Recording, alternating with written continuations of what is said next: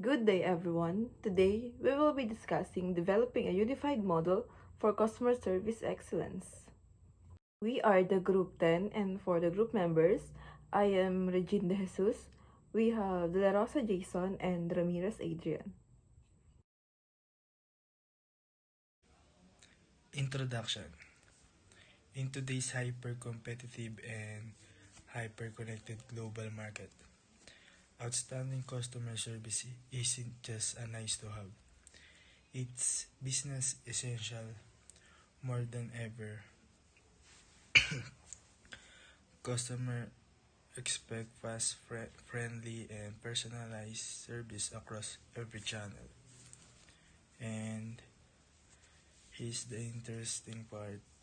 More and more business are realizing that great customer experience offer a more sustainable competitive advantage than even product features or pricing. But there's but here's the issue. While everyone agrees that customer service is crucial, there's no clear, consistent model that organization can follow.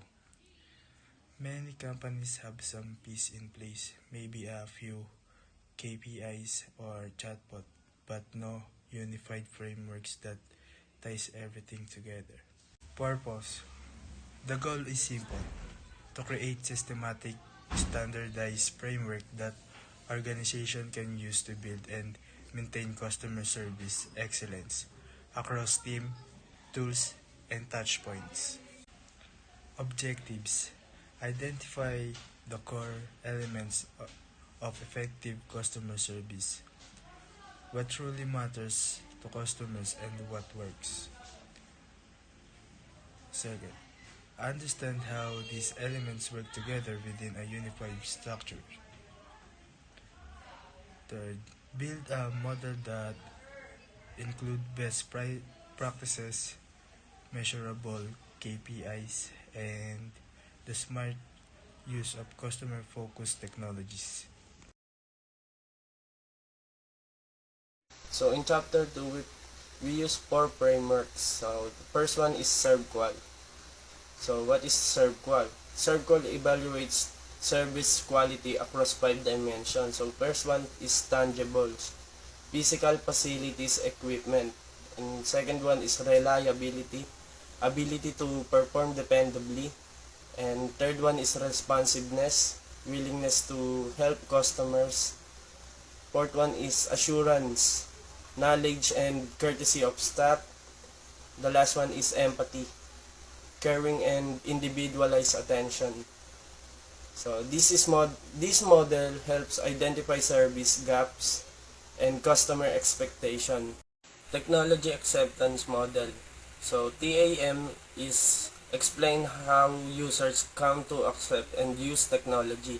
It focuses on 2 primary factors.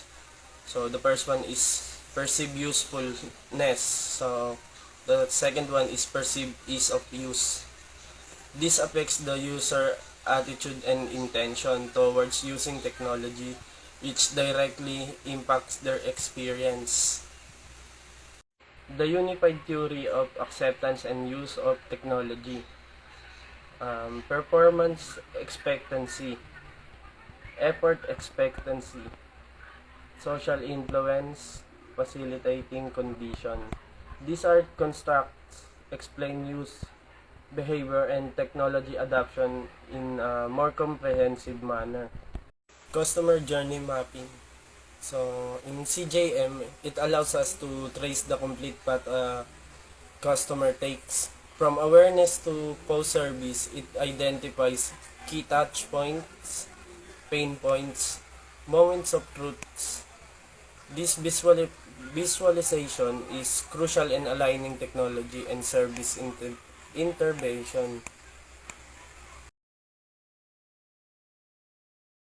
So in chapter 3, methodology used for data collection. So we use method po of primary data collection in our study to get valuable data direct from study participant. In primary data collection, we use survey via Google Forms with 31 respondents. In this data presentation, this survey shows that majority of the respondents were either satisfied or very satisfied with the resolution of the issue with first interaction. In this survey, it also shows majority of the respondents felt positively about the help they received, either satisfied or very satisfied. Only in one person is neutral. Let's proceed to the chapter 4. In today's fast-paced and digital world, great customer service has become a major advantage for business. So this study shows that companies can improve how they serve customers by using a unified excellence model. So this model brings together technology, employee performance data, and best practices into one system. We found that many service issues come from poor communication, unclear responsibilities, and lack of coordination between departments. This lead to delays and unhappy customers. To solve this, the unified model suggests organizing frontline staff roles better, improving communication, and connecting all service channels. So for the recommendation, uh, here are the recommendations we give based on the study. So set up a central communication platform. All teams should use one system so that everyone stays updated and avoid confusion. It also helps workers solve problems more effectively.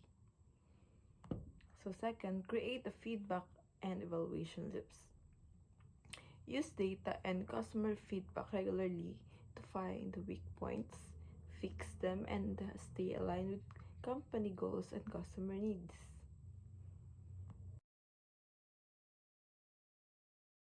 So for the chapter 5, the executive summary. So the main goal of this research was to build one clear and effective approach to customer service.